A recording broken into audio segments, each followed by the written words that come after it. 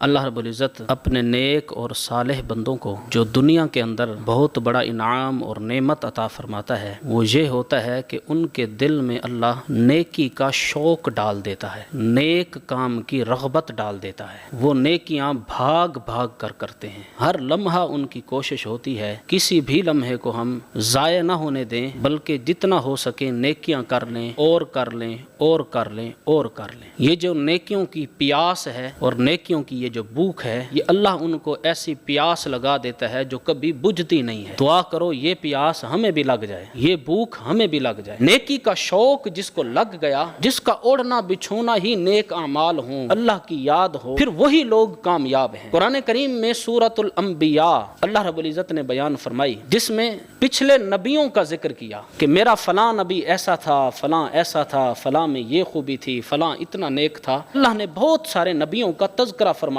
سورہ انبیاء میں۔ نبیوں کا ذکر کرنے کے بعد آخر میں ان کی زندگی کے خلاصے کے طور پر اللہ نے 3 باتیں لکھی ہیں کہ میرے یہ نبی کیسے تھے۔ فرمایا انہم کانوا یسارعون فی الخیرات۔ پہلی بات فرمائی کہ یہ جو میرے نبی تھے کانوا یسارعون فی الخیرات، نیکیاں بھاگ بھاگ کر کرتے تھے، نیکیوں کا شوق ان کے دل میں اتنا تھا۔ فرمایا یہ میرے نبی جن کی میں نے خوبیاں قرآن میں نازل کی ہیں، ان کے اندر ایک خوبی تو یہ تھی انہم کانوا یسارعون فی الخیرات، نیکیوں میں دوڑتے تھے اور بھاگ بھاگ کر نیکیاں کرتے تھے، اتنا شوق تھا نیکیوں کا۔ اور دوسری بات فرمایا وَيَدْعُونَنَا رَغَبًا وَرَهَبًا، اور یہ ہم سے دعا بڑی رغبت کے ساتھ کرتے تھے۔ دعا ہر بندہ کرتا ہے اللہ سے، کاش کہ ہمیں اللہ سے مانگنا آ جائے۔ ہمارا ذہن کہاں ہوتا ہے، الفاظ کہاں ہوتے ہیں، ہم کھیل اپنے ہاتھوں سے رہے ہوتے ہیں اور مانگ اللہ سے رہے ہوتے ہیں۔ تو یہ جو انبیاء کی دوسری خوبی اللہ نے سورہ انبیاء میں بیان فرمائی، فرمایا یدعوننا رغبا ورہبا، یہ بڑی رغبت کے ساتھ مجھ رب سے ہی مانگتے تھے،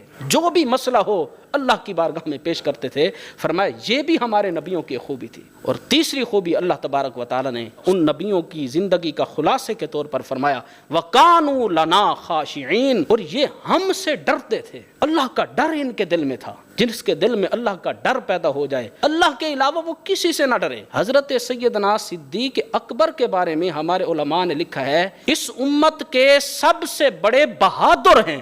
پوچھا گیا وہ کیسے؟ تو ہمارے علماء نے فرمایا اس لیے کہ قرآن کہتا ہے وَسَيُجَنَّبُهَا الْأَتْقَى، سیدنا صدیق اکبر سب سے بڑے متقی ہیں، سب سے زیادہ اللہ کا ڈر رکھنے والے ہیں۔ جس کے دل میں اللہ کا ڈر سب سے زیادہ ہو وہ دنیا کے کسی بندے سے نہیں ڈرتا۔ اس کا مطلب ہے اس امت کے سب سے بڑے بہادر بندے کا نام سیدنا صدیق اکبر ہے۔ تو اس سے کیا ثابت ہوا؟ جو اللہ سے ڈرتا ہے نا پھر وہ کسی سے نہیں ڈرتا، جو حق بات ہے وہ کرے گا، جو نیکی ہے وہ کرے گا، نہ وہ شرمائے گا، نہ اولاد سے، نہ بچوں سے، نہ بیوی سے۔ تہجد کے وقت اٹھنا ہے تو اٹھے گا۔ تو نبیوں کی جو خاصیت قرآن کریم کے اندر اللہ نے تیسری بیان فرمائی، فرمایا وَقَانُوا لَنَا خَاشِعِينَ، یہ ہم سے ڈرتے تھے، ان کے دل میں ہماری خشیت تھی، ہمارا خوف تھا۔ جو اللہ سے ڈر جائے اللہ پھر اس کو بڑا بلند مقام عطا فرماتا ہے۔ تو یہ 3 باتیں قرآن کریم کے اندر نبیوں کے خلاصے کے طور پر، ان کی زندگی کے خلاصے کے طور پر اللہ نے بیان فرمائی ہے۔ پہلی بات کہ وہ نیکیاں بھاگ بھاگ کر کرتے تھے، جب بھی کوئی مشکل آتی تھی اللہ کی بارگاہ میں آ کر بڑی رغبت کے ساتھ، بڑے گڑ گڑا کر دعا مانگتے تھے اور صرف اللہ سے ڈرتے تھے۔